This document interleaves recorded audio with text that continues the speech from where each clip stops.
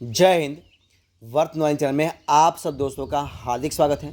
तो आज हम इस सेशन में इस वीडियो में देखने वाले हैं टॉप 30 सामान्य ज्ञान के प्रश्न और उनके उत्तर।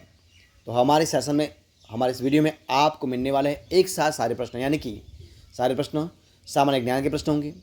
इतिहास, भूगोल, सामाजिक विज्ञान, विज्ञान टेक्नोलॉजी, संविधान, सारे प्रश्न एक वीडियो में आपको मिलेंगे। तो आप हमारे इस वीडियो को, इस सेशन को जरूर देखना। और हमारे सेशन का जो पार्ट है, जो भाग है, वो नंबर है 24।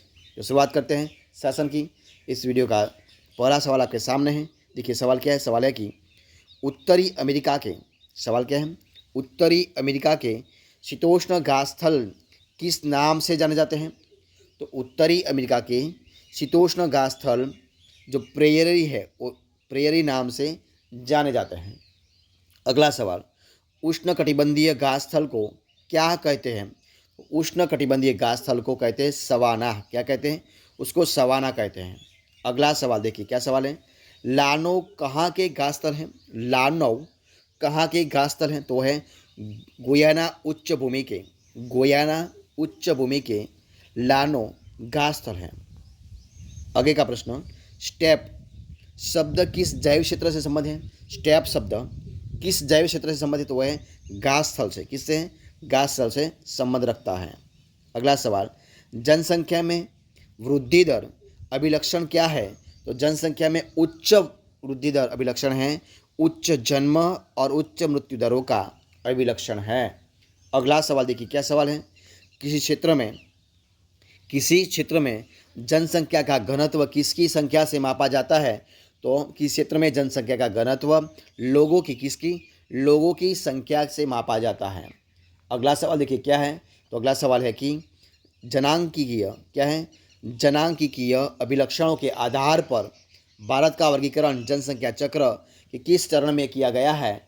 तो वो किया गया है विलंबित विस्तारशील चरण। क्या है? विलंबित विस्तारशील चरण, उससे किया गया है। अगला सवाल देखिए क्या सवाल है। ये आपके सामने, वन्य जीव के कल्याण के लिए आरक्षित क्षेत्र को क्या कहा जाता है। तो उसको कहते हैं अभय वन। क्या कहते हैं? अभय वन कहा जाता है। अगला सवाल, अपने प्राकृतिक परिवेश में वन्य जीवन के लिए कानूनी तौर पर आरक्षित क्षेत्र कौन सा है। तो दोस्तों है नेशनल पार्क राष्ट्रीय उद्यान। कौन सा है? नेशनल पार्क राष्ट्रीय उद्यान है। अगला सवाल, पर्यावरण में शामिल कौन है। तो पर्यावरण में शामिल है अर्जव और जैव कारक। क्या है? अर्जव और जैव कारक शामिल है। अगला सवाल देखते हैं क्या सवाल रहा आपके सामने। 100 मिलियन लीटर, क्या है?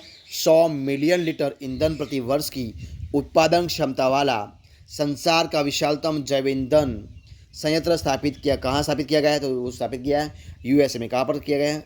यूएसए में स्थापित किया गया है। अगला सवाल, ग्रीन हाउस प्रभाव का क्या कारण है। ग्रीन हाउस प्रभाव का कारण क्या है। तो वह है कार्बन डाइऑक्साइड, उसका मुख्य कारण बनता है। क्या है? ग्रीन हाउस प्रभाव का कारण है कार्बन डाइऑक्साइड का होना, उसका मुख्य कारण बनता है। अगला सवाल, पर्वतीय क्षेत्रों में, कहाँ पर? पर्वतीय क्षेत्रों में सड़कों के अवरुद्ध होने का प्राकृतिक कारण प्राय क्या होता है। तो दोस्तों होता है भूस्खलन। क्या होता है? भूस्खलन उसका मुख्य कारण होता है। वन आच्छादन के कम होने का कारण क्या है। तो वन आच्छादन के कम होने का कारण है बढ़ती हुई आबादी। क्या है? बढ़ती हुई आबादी उसका कारण बनता है। अगला सवाल देखिए क्या सवाल है। जैव विविधता अभियान पर, कौन सा है? जैव विविधता अभियान पर सम्मेलन का सचिवालय कहाँ स्थित है। तो वो है मॉन्ट्रियल पर। कहाँ पर है? मॉन्ट्रियल में है। अगला सवाल बनता है क्या सवाल बनता है ये आपके सामने। विश्व वन्यजीव निधि का शिलान्यास किस वर्ष में किया गया था। तो वो किया गया था ईस्वी सन 1961 में।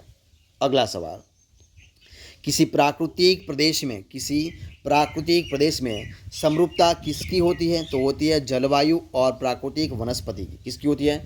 जलवायु और प्राकृतिक वनस्पति की होती है। अगला सवाल, बहुभ्रूणता का सर्वोत्तम उदाहरण कौन सा है। तो बहुभ्रूणता का सर्वोत्तम उदाहरण है सिट्रस। क्या है? सिट्रस उसका सर्वोत्तम उदाहरण है। अगला सवाल देखिए क्या सवाल है आपके सामने। जीवन को किसी भी रूप में धारित करने वाला स्थल क्या है, उसको क्या कहलाते हैं, उसको कहते हैं जीवमंडल। उसको क्या कहते हैं, इसको जीवमंडल कहा जाता है। अगला सवाल, पृथ्वी का विशालतम पारिस्थितिक तंत्र कौन सा है दोस्तों, वह है जलमंडल। कौन सा है, जलमंडल है। अगला सवाल देखिए, क्या सवाल है आपके सामने, जो वन चक्रवातों के अवरोधों को का कार्य करते हैं वे वन कौन से होते हैं, तो वो होते हैं मैंग्रोव वन। कौन से होते हैं, मैंग्रोव वन होते हैं।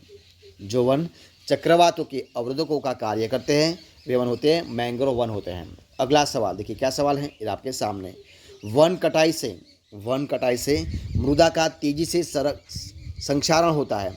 वन कटाई से मृदा का तेजी से संक्षारण होता है। उपवृष्टीय जल के प्रवाह पर भी प्रतिकूल प्रभाव पड़ता है।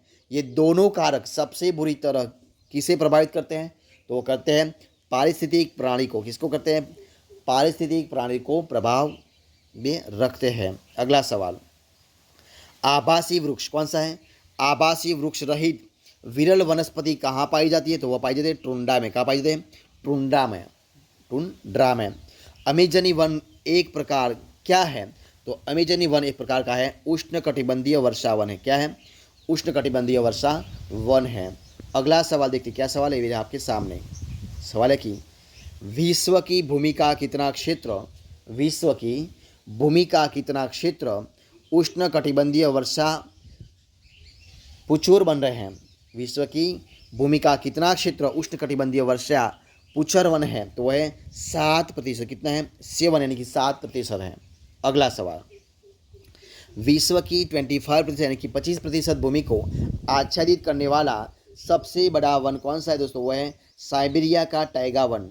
विश्व की 25% भूमि को आच्छादित करने वाला सबसे बड़ा वन है साइबेरिया का टाइगा वन है। अगला सवाल, वन कटाई की दर में किसमें सबसे अधिक होती है, तो वन कटाई की दर सबसे अधिक होती है उष्णकटिबंधीय अंचल पर। कहाँ पर, उष्णकटिबंधीय अंचल पर सबसे अधिक होती है। अगला सवाल, विश्व में किस भोजन उत्पाद की बढ़ती हुई क्षुधा उष्णकटिबंधीय वनोन्मूलन का प्रमुख कारण, तो वह गोमांस। कौन सी है, गोमांस सबसे ज़्यादा बन गई है। अगला सवाल, सदाबहार किस्म के वन कहाँ पाए जाते हैं, वो पाए जाते हैं भूमध्य रेखीय क्षेत्र पर। कहाँ पर, भूमध्य रेखीय क्षेत्र पर पाया जाता है। अगला सवाल और इस सेशन का, इस वीडियो का लास्ट सवाल देखिए, क्या सवाल है आपके सामने ये रहा, क्या है, पर्णपाती वृक्ष कैसा होता है, तो पर्णपाती दोस्तों वृक्ष होता है अपनी पत्तियों हर वर्ष गिराएंगे। कौन है, पर्णपाती वृक्ष कैसा होता है, तो अपनी पत्तियों हर वर्ष गिराएंगे। तो दोस्तों इधर हम 30 प्रश्नों का जो सेशन चला रहे हैं, जो वीडियो बना रहे हैं, उसको इधर हम खत्म कर रहे हैं। तो अगर आपको मेरा सेशन, इस वीडियो अच्छा लगा हो, यूज़फुल लगा हो, पसंद आया हो, तो उसको लाइक कीजिए, कमेंट कीजिए, आपके दोस्तों में शेयर कर दीजिए इस वीडियो को। और हमारे इस वीडियो को आपने लाइक नहीं किया तो लाइक भी कर देना। और हमारे इस चैनल को आपने अब तक सब्सक्राइब नहीं किया है तो उनको सब्सक्राइब करना मत भूलें। हमारे इस वीडियो को फर्स्ट से अंत तक देखने के लिए आप सब दोस्तों का मैं दिल से बहुत बहुत धन्यवाद करता हूँ। फिर मिलेंगे एक नए वीडियो के साथ, नए टॉपिक के साथ। तब तक बने रहे। जय हिंद, जय भारत, बेस्ट ऑफ लक।